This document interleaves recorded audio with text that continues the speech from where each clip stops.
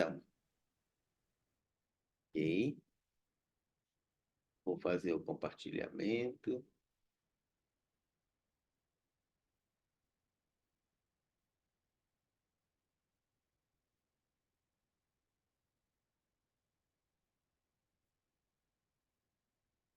Ok, tá tudo bem. Compartilhado. Tá bom. Então vamos lá, minha gente. A gente já, todo mundo já sabe, né, que o André Luiz é um grande contador de histórias, não é? Ele passa conteúdos muito importantes, muito densos, né? Sempre contando história. Esse texto, No Mundo Maior, é uma joia, é primoroso de informações, de conhecimentos, só que ele tem um nível de conhecimento um pouco mais técnico, um pouco mais aprofundado. Então, uma pessoa leiga como eu pode ter um pouco mais de dificuldade no entendimento de todos os conceitos médicos, psiquiátricos, psicológicos que ele coloca nesse livro. Só para fazer um paralelo, no capítulo 3 ele trata das três partes do cérebro, né? O doutor Décio Iandoli Júnior, a doutora Irvênia Prada e o doutor Sérgio Lopes, do Rio Grande do Sul, de Pelotas, eles se propuseram a escrever um texto, um livro, né, a respeito, explicando essas coisas. Então, a respeito do capítulo 3 desse livro, No Mundo Maior, eles escreveram um livro com mais de 500 páginas. É um verdadeiro catálogo telefônico, lista telefônica, quando existia esse negócio de lista telefônica, não é? Chama-se O Cérebro Triuno. Eu tenho aqui só um segundinho, vou pegar e mostrar para vocês.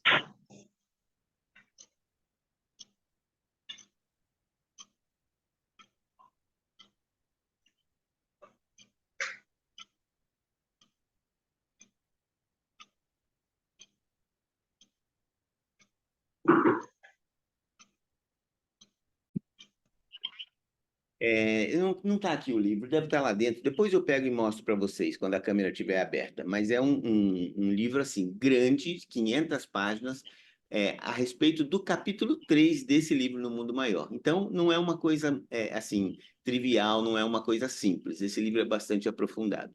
Bom, de qualquer jeito, o André Luiz ele conta várias histórias ao longo do livro para tentar trazer esses conhecimentos um pouco mais, de forma um pouco mais palatável, que a gente possa digerir com mais facilidade, né? E no capítulo 19, que é o penúltimo capítulo desse livro, ele conta uma história que é uma história, assim, muito emocionante, muito legal, né? O contexto é o seguinte, André Luiz junto com o instrutor Calderaro, que é o instrutor que acompanha ao longo de todo esse livro, vai a eles chamam de excursão às cavernas, não é? Então ele vai acompanhado do Calderaro, e aí quando chega lá na entrada das cavernas, né, eles encontram com a Cipriana, que é um espírito de alta hierarquia, que era responsável, a chefe, vamos dizer, dessa expedição.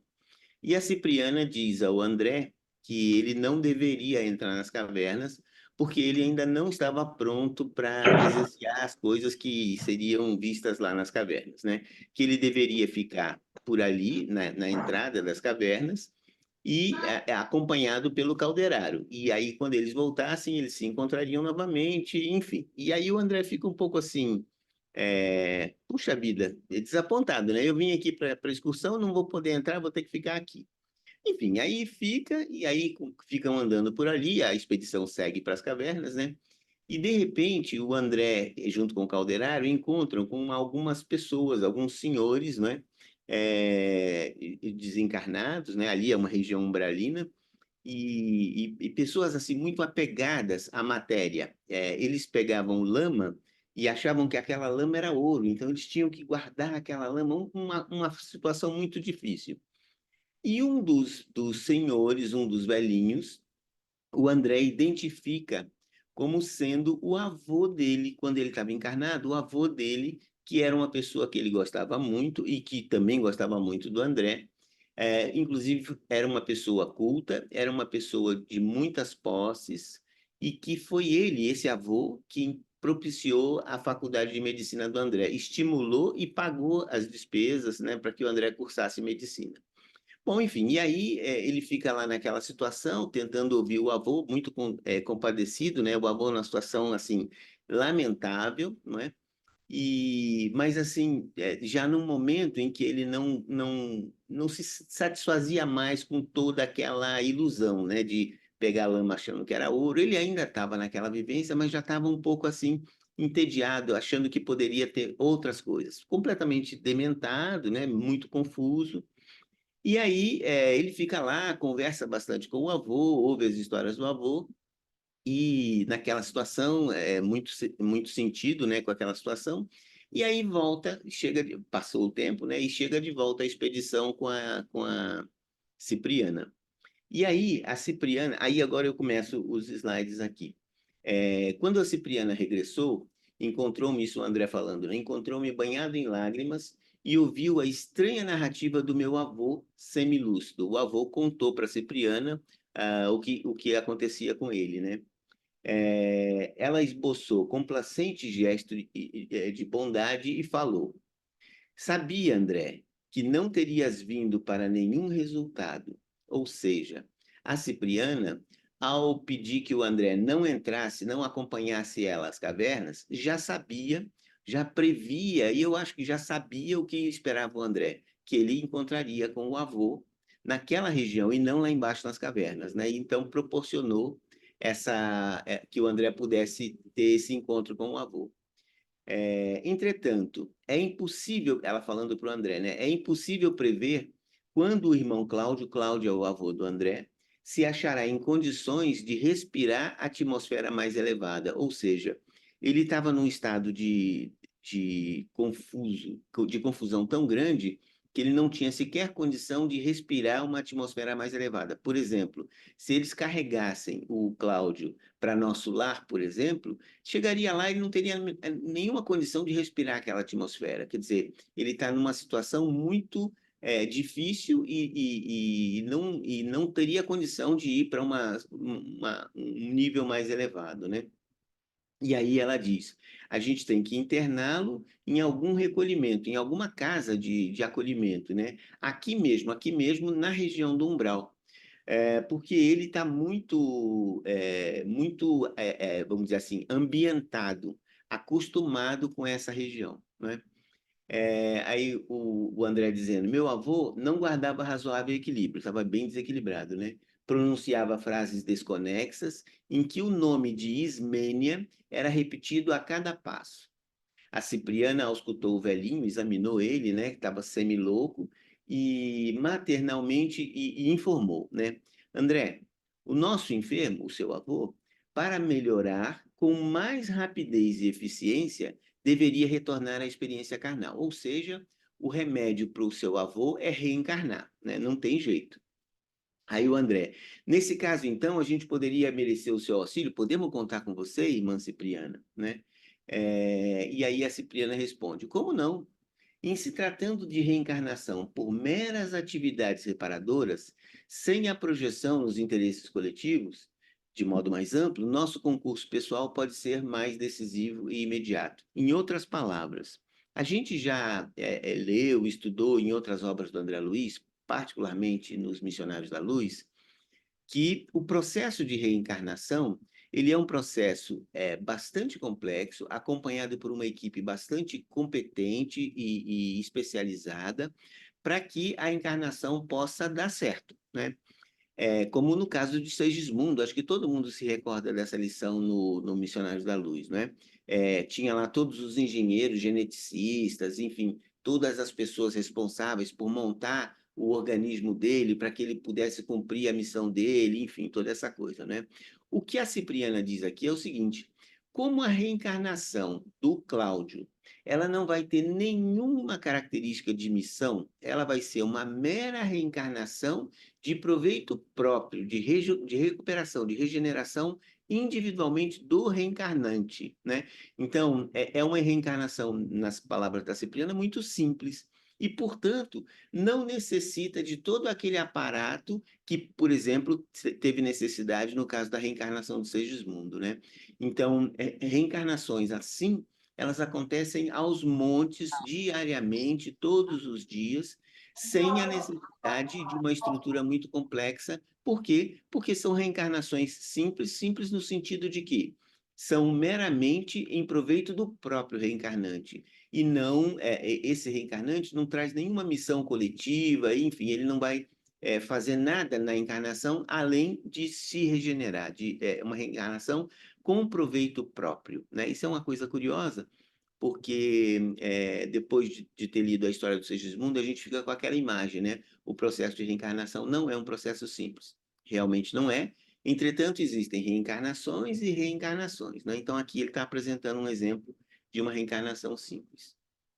Aí ela conversou com o Cláudio, né, fez um interrogatório com ele, e aí o Cláudio, comovido, né, contou que o seu pai, o pai do Cláudio, o bisavô do André, ao se casar, conduziu para o lar uma filha de sua mocidade turbulenta. Quer dizer, antes dele se casar, ele teve uma filha e trouxe essa filha para dentro de casa quando casou. E a mãezinha do André acolhera com doçura essa filha fora do casamento, né? Essa irmã lhe fora mais tarde ama desvelada. Ela era mais velha, claro, quando os pais do André casaram, ela já existia e veio para casa, não é? E mais tarde o André nasceu, e ela passou a ter um papel muito importante na criação do André. Sabe essa coisa que a irmã mais velha, o irmão mais velho faz com os mais novos, né? E essa ação dela na ajuda na criação do André fez com que o André fosse credor, fosse devedor de uma gratidão muito grande para essa irmã, né? Todavia, e aí segue a história, o avô do André, né? O avô do André tinha gratidão para essa irmã, não é o André, o Cláudio. Todavia, enceguecido pelo propósito inferior de possuir dinheiro desmedidamente, o Cláudio contando para Cipriana, né, o que ele fez. Ele, Cláudio, despojou a irmã dos bens que lhe cabiam, por ocasião do falecimento dos pais, que, vitimados por febre maligna, o haviam deixado em vésperas de casamento. Então, assim, o Cláudio, o avô do André, tinha essa irmã que cuidou dele, que ajudou na criação dele. A família era uma família abastada, tinha bastante dinheiro. O Cláudio, jovem, estava para se casar, e aí os pais morreram de febre, uma febre maligna, não é? E o André, na ânsia, né, naquela coisa de possuir bastante dinheiro, ele tirou qualquer possibilidade de que a irmã dele tivesse alguma parte na herança. Então ele deixou ela sem nenhum centavo e ficou com tudo para ele, na medida em que ele era vamos dizer assim, o administrador, o tomador de conta, o sucessor dos pais, né? Ele deixou de lado essa irmã e deixou ela à própria sorte. A Ismênia, essa irmã se chamava Ismênia, espoliada, depois de chorar e reclamar, foi recolhida em uma residência de família abastada, que lhe cedeu por favor um lugar de copeira, com remuneração desprezível. Então, ela passou da situação de filha de uma família abastada, irmã do André, à situação de uma simples copeira na casa de uma família rica, ganhando pouco. Ela praticamente estava lá por conta de abrigo, né? Ela foi trabalhar na casa dessa família para ter onde dormir, onde comer, e prestava serviço como copeira e ganhava quase nada, muito pouquinho. Bom, ainda a história da Ismália, né? Com dificuldades materiais de toda sorte, ela acabou se casando com um homem muito rude, um homem analfabeto, muito rude, que a seviciara, que a maltratava, né? E lhe dera algumas filhas em dolorosas condições de miserabilidade. Então, acabou se casando com um homem muito bruto, que maltratava muito ela, batia nela, enfim. E eles acabaram tendo várias filhas, e numa situação muito pobre, né? Aí, depois que o Cláudio contou toda essa história, ele passou a comentar os indignos ideais que ele, Cláudio, nutria no terreno da sovinice, da pão-durice, né? Estremecendo-nos os corações. Então, além de ter feito essa maldade, vamos dizer assim, com a irmã, com a Ismênia, ele também fez outras coisas ao longo da vida de arrepiar, né? Quando ele contou, todo mundo ficou meio assim, sem graça, né? A Cipriana, demonstrando-se habituada aos problemas daquela natureza, esclareceu ao André. Então, a Cipriana disse ao André: Nosso amigo, durante 2 anos aproximadamente, deverá permanecer internado em casa de assistência fraterna, aqui mesmo nessa região, por se encontrar profundamente identificado com a atmosfera desse sítio, dessa região, né? Então, a Cipriana diz para o André que o avô dele vai precisar ficar internado por pelo menos 2 anos numa casa de assistência por ali mesmo, por aquela região do umbral, na medida em que o avô estava muito habituado, estava muito, vamos dizer assim, é, integrado àquela atmosfera. O nível de energia dele era compatível com aquela região do umbral, né? Ele não conseguiria ascender para uma região maior, porque o nível de energia dele era aquele. É de notar que a Cipriana continuando, né? É de notar que a mente dele não se libertará das teias da incompreensão com facilidade. Então, e nesse estado, não volveria com êxito ao educandário da carne, ou seja, ele está numa situação tão difícil, de uma incompreensão tão grande, que se ele reencarnasse compulsoriamente naquele momento, provavelmente ele colocaria essa encarnação a perder. E talvez até arranjasse mais confusão para a cabeça dele do que ele já tinha, não é? Então, é prudente, a Cipriana dizendo, que antes dele reencarnar, que ele possa passar 2 anos aqui internado, a gente vai visitar ele, enfim, vamos dar toda a nossa assistência, mas ele precisa ficar aqui pelo menos uns 2 anos internados numa casa de assistência, para depois reencarnar numa situação onde ele poderia aproveitar um pouco mais a reencarnação, né? Ops, voltei aqui. Ah, não, gente, eu não voltei, não.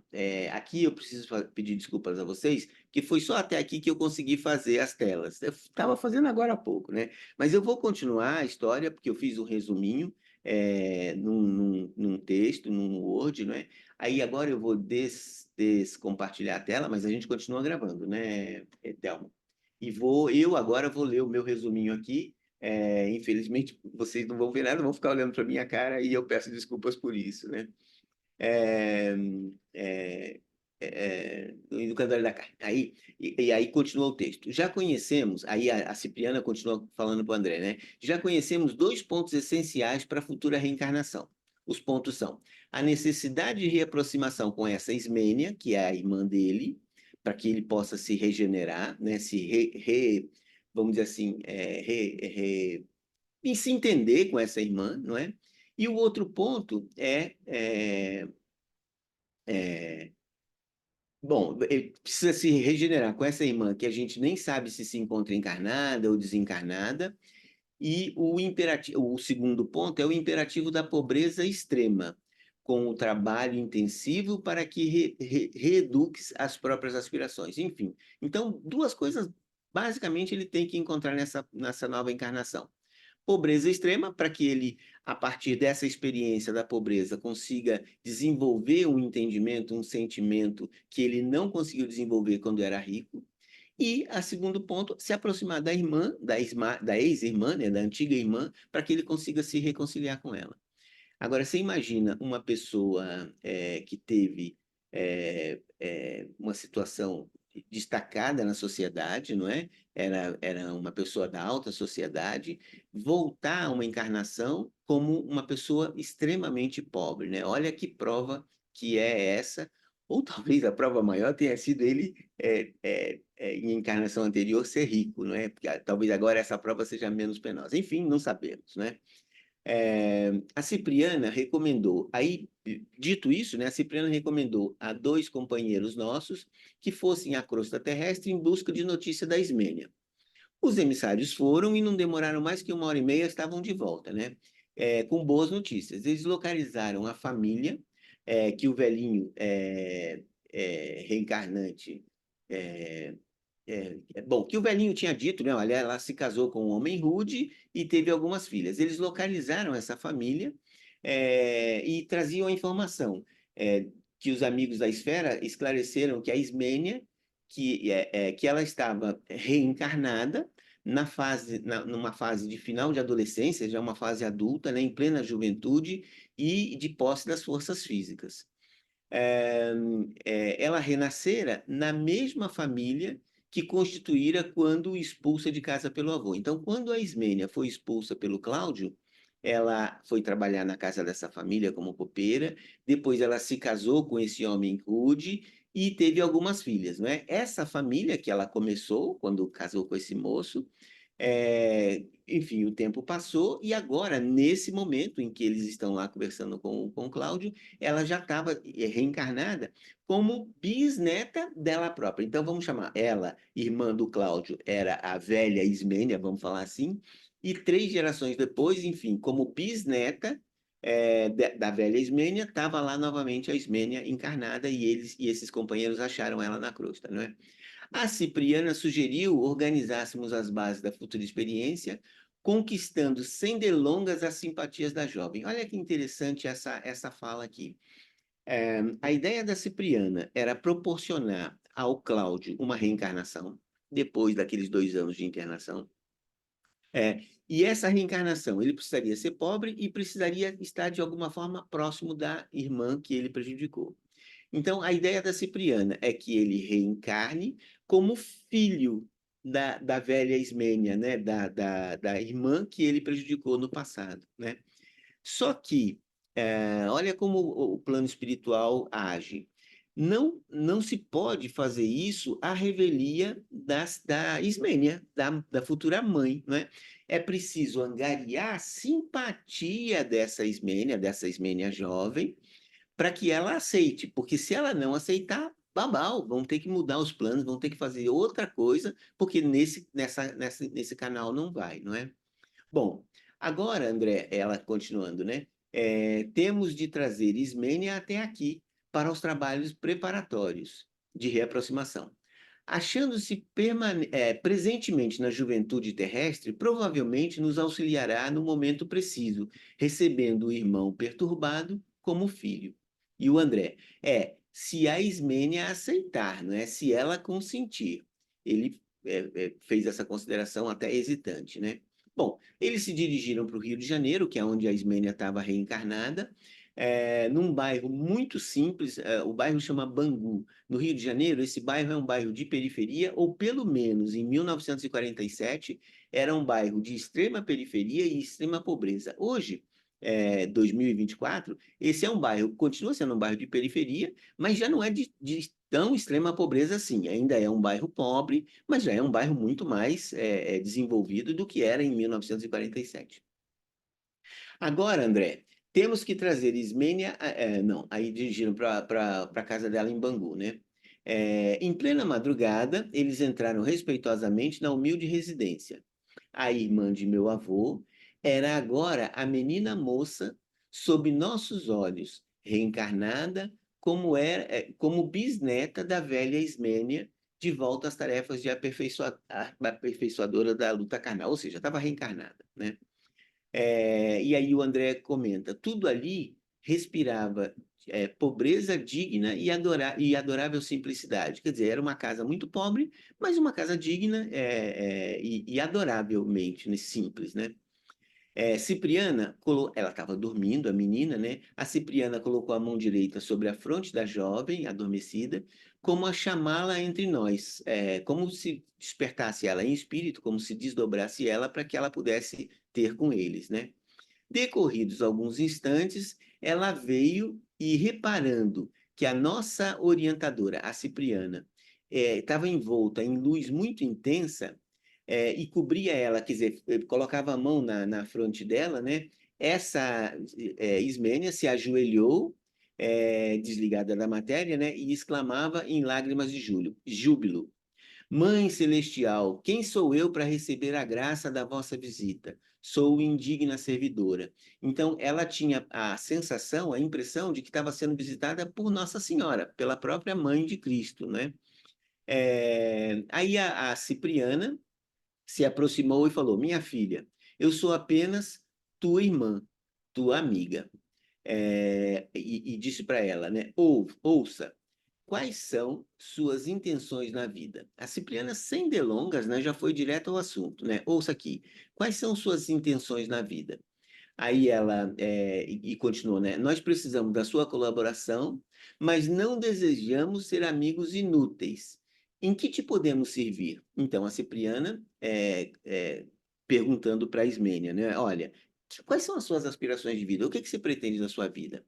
A gente precisa de um favor seu. Só que a gente não quer ser pedinte, não quer ser só, não quer só pedir. A gente quer ver se a gente pode fazer alguma coisa por você também, além de pedir o seu favor, né?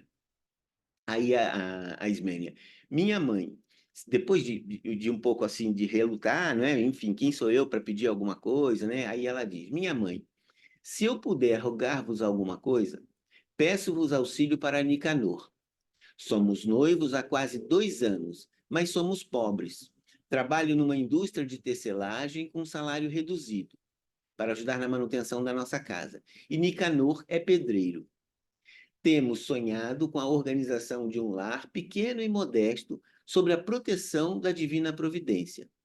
Poderemos aguardar a aprovação de Deus? Ela pergunta a Cipriana. E a Cipriana, prontamente, como não? Os seus desejos são justos e santificantes. Nicanor terá nosso amparo e tuas esperanças, nossa viva contribuição. Entretanto, nós esperamos, porém, algo de teu concurso. Aqui, gente, é muito importante deixar claro que não é uma relação de troca, não é um toma lá da cá, ó, a gente vai fazer alguma coisa por você e você tem que fazer alguma coisa por nós. Não, não é isso, não se trata disso. Se ela, por acaso, recusasse a atender o pedido, que é ser mãe do Cláudio, ainda assim eles continuariam ajudando o Nicanor, abençoando o matrimônio dela, que era a aspiração dela de vida. Entretanto, se uma vez casada, né, ela pudesse ajudar recebendo o Cláudio como filho, seria muito bom, mas ela não existia uma relação de obrigação. A gente faz por você e você faz por nós. Não é assim que o plano espiritual atua, né? Bom, aí ela disse, a Cipriana, né? A Ismênia, perdão, a Ismênia. Em que poderia servir-vos eu, mísera serva que sou? A diretora não prolongou a conversação, pedindo-lhe tão somente, vem conosco, né? Convidou a Ismênia para ir com ela, né? Em seguida, com grande surpresa para o André, a Cipriana cobriu o rosto da Ismênia com um véu de substância semelhante a uma gaze, como se fosse uma gaze, né? Para que não lhe fosse dado ver as impressionantes paisagens que deveríamos atravessar. Então, eles levariam a Ismênia à presença do Cláudio, né, e passariam pelo umbral e ela ia presenciar coisas muito feias. Então, para que isso não acontecesse, a Cipriana tampou o rosto dela com uma espécie de gaze, né? Isso é só um parêntese na história toda, é para demonstrar o cuidado que a espiritualidade tem quando está realizando algum trabalho, né? Bom, dentro em pouco, a moça, curiosa e enternecida, estava diante do meu avô, que, ao enxergá-la, exclamou com muita ansiedade: Ismênia, Ismênia, minha irmã, perdoa-me. Torturado, contemplava-lhe o semblante humilde. O Cláudio, torturado, né, olhava para Ismênia, né? É ela mesma, com a mesma tristeza do dia que a expulsei.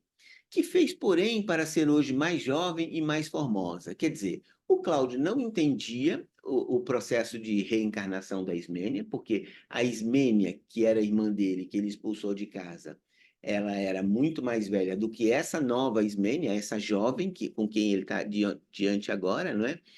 Então ele não tinha a menor ideia do que possa ter acontecido, ele só viu, nossa, mas o que você fez? Você rejuvenesceu, você está tão bonita. E tampouco a Ismênia, né? A jovem Ismênia estava entendendo o que estava acontecendo, né? Então era o primeiro contato. Que fez para você hoje ser mais jovem e mais formosa. Como a visitante guardasse silêncio, confundida, e o Cláudio continuou: dize que me perdoas, que esquecerá o mal que te fiz. A essa altura, Cipriana interveio, dirigindo-se à Ismália. a Ismênia, eu estou confundindo Ismália com Ismênia. Ismália é uma personagem do livro Missionários da Luz, né? Aqui é Ismênia, não Ismália, Ismênia, Ismênia, Ismênia.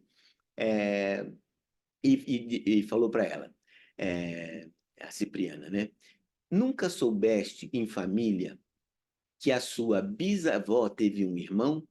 Aí a jovem não deixou ela concluir a pergunta e disse que a expulsou de casa? Sim, minha mãe já se referiu a esse passado distante. E aí a Cipriana, não o reconheces? Não te recordas? Aí, nesse instante, o velhinho interferiu, excitando-lhe a memória, tentando revivar a memória da Ismênia, não é? Ismênia, Ismênia, sou eu, Cláudio, teu desventurado irmão. A jovem não sabia como interpretar aquelas evocações, naquela fala do Cláudio, né? Mas a nossa diretora, a Cipriana, cingindo-lhe os lobos frontais com as mãos, a envolvê-la em abundantes irradiações é, é, insistia meiga, provocando a imersão da memória em seus mais importantes centros espiríticos. Ou seja, a Cipriana colocou a mão na testa da Ismênia, operando uma certa ação no perispírito dela, para que ela conseguisse reativar memórias de 3 encarnações anteriores. Não amplas memórias, memórias específicas, para que ela conseguisse se recordar do Cláudio. A gente já estudou em outras obras anteriores que, ao desencarnar, a gente não recupera instantaneamente as nossas memórias anteriores, não é? A mãe do Lísias em nosso lar, a dona Laura, ela levou um tempo, eu não lembro quanto tempo eu falo, mas alguns meses num departamento do Ministério das Comunicações, ela e o marido, o Ricardo, para tentar recuperar memórias. E eles conseguiram, depois de 6 meses, não lembro quanto tempo, né, recuperar 300 anos passados de memórias. Só que esse espírito, cada um de nós já vive há milhões de anos, né? Então, para uma operação muito complexa, autorizada pelo Ministério das Comunicações, depois de 6 meses de trabalho, eles conseguiram resgatar 300 anos de memórias, né? Então, resgatar a memória não é uma coisa simples. O que a Cipriana está fazendo aqui é ajudando que a Ismênia recuperasse a capacidade, a condição de reconhecer o irmão, o Cláudio, que fora irmão dela há 3 encarnações passadas, né? E aí a Cipriana, revê o pretérito, minha amiga, para bem servirmos a obra divina. Aí o André notou assombrado que algo de anormal sucedera na mente da jovem, porque os seus olhos, dantes doces e tranquilos, se tornaram inquietos. Tentou recuar ante a súplice expressão do avô, mas quando ela se deu conta, não é? Quando ela recuperou essa memória, ela tentou recuar, né? Mas a energia de Cipriana a conteve, evitando-lhe a expansão dos impulsos iniciais de medo e revolta. Cipriana operou uma ação na Ismênia para que ela tivesse condição de se lembrar do avô, do irmão, que é o avô do André, o Cláudio, e ela, no momento em que veio à mente a imagem do Cláudio, que ela reconheceu que era o Cláudio, naturalmente o impulso dela era de se afastar com medo, não é? Afinal de contas, ela sofreu poucas e boas na mão do Cláudio, né? Mas a Cipriana conteve esse impulso e manteve ela ali, né? Aí ela disse, a Ismênia, agora sim, lembro-me, ela meio que gemeu atordoada, né? Aí a Cipriana então libertou-lhe a fronte e, indicando o enfermo, apontando o Cláudio, exclamou em tom comovedor: E você, que agora se lembra dele, que era seu irmão, bonitão, rico, jovem,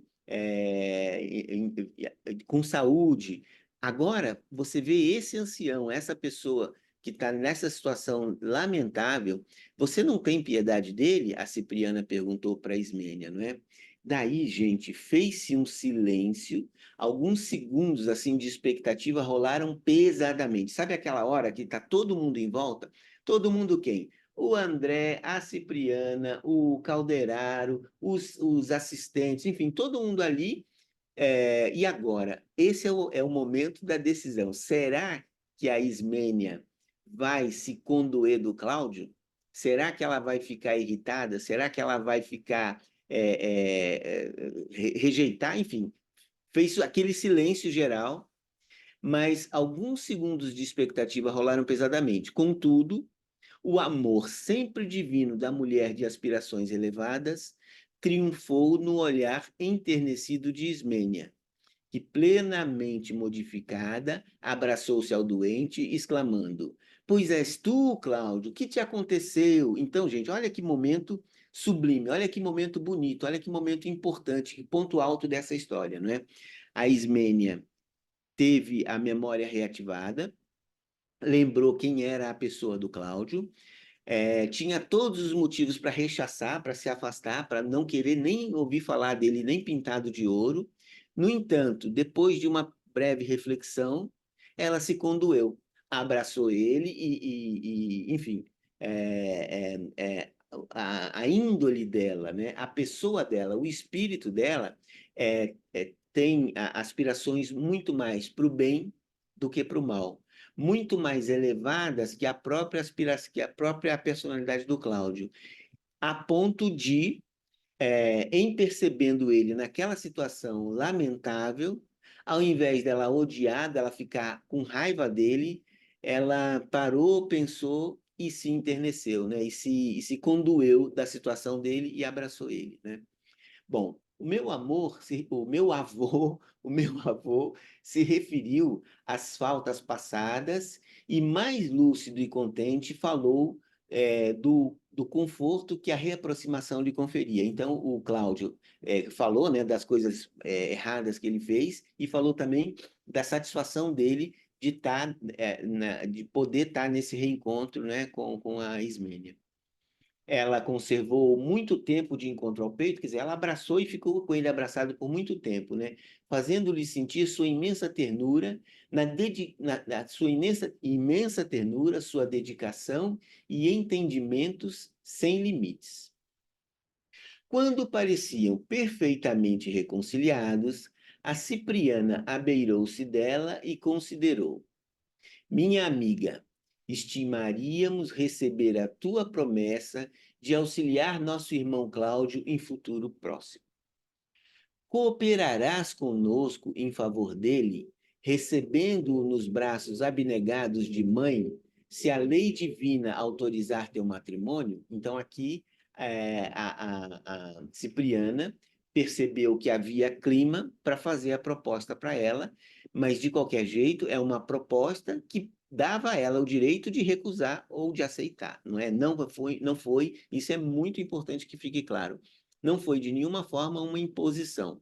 Não é o plano espiritual falando assim, ó, agora na próxima encarnação você vai ser irmão desse, vai ser filho daquele. Não, não, não, não.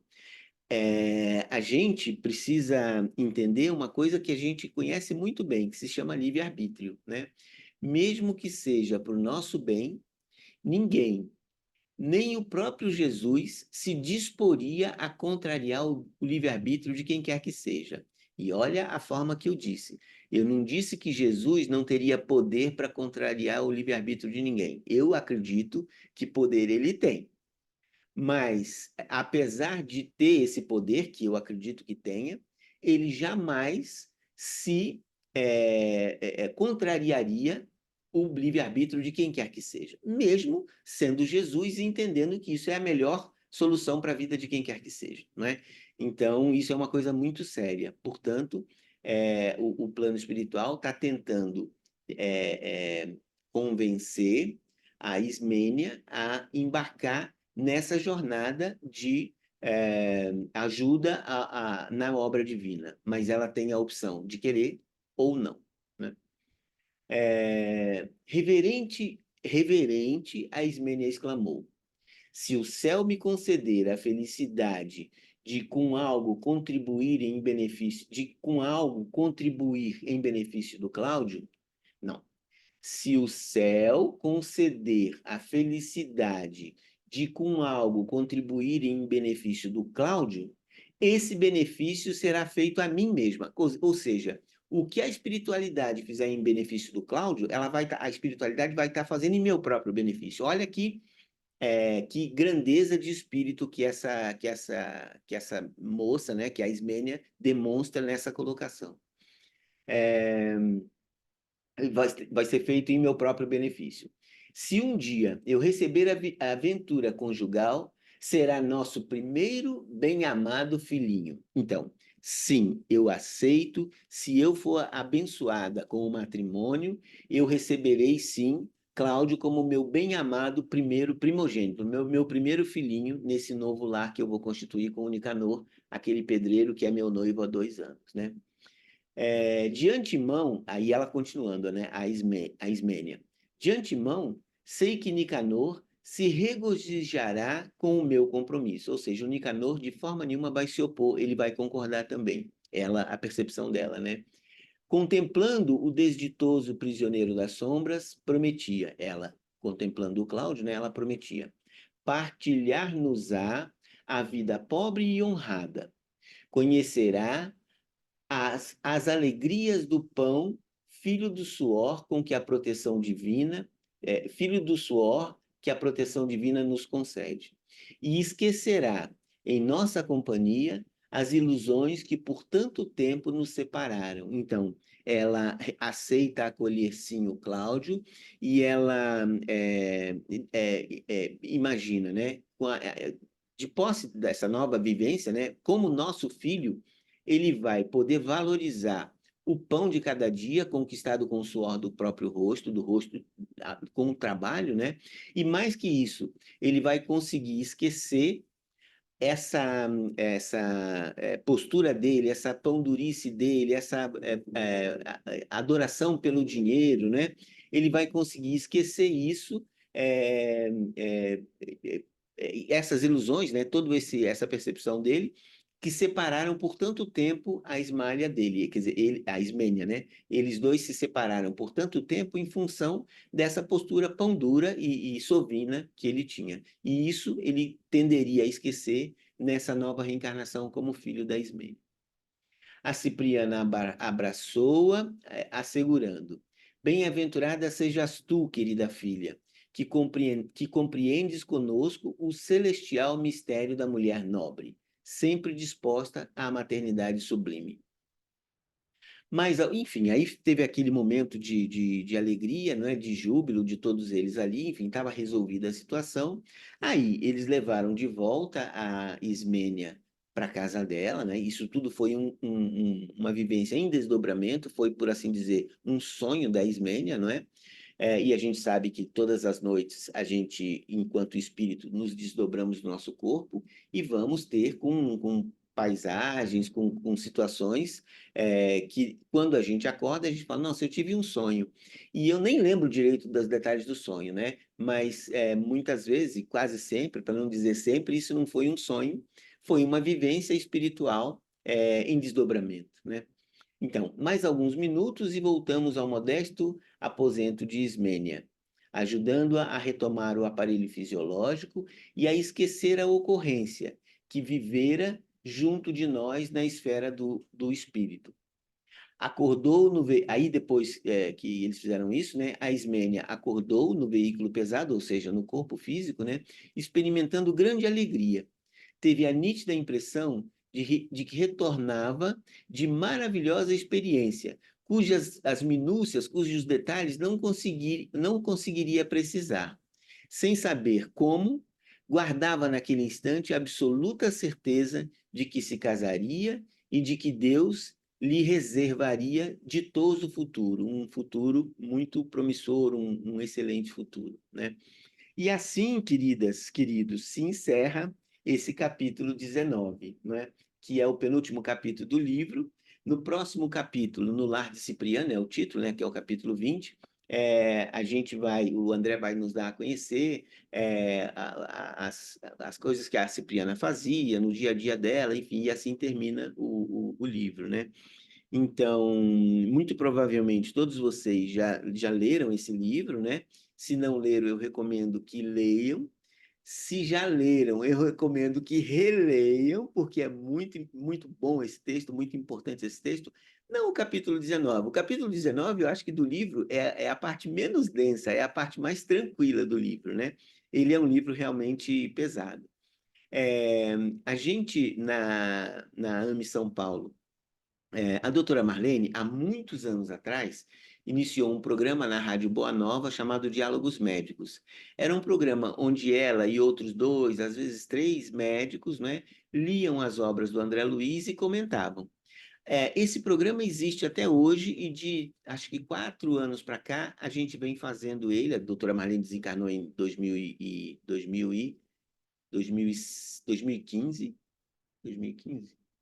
Acho que 2015, em 5 de janeiro de 2015, foi isso mesmo.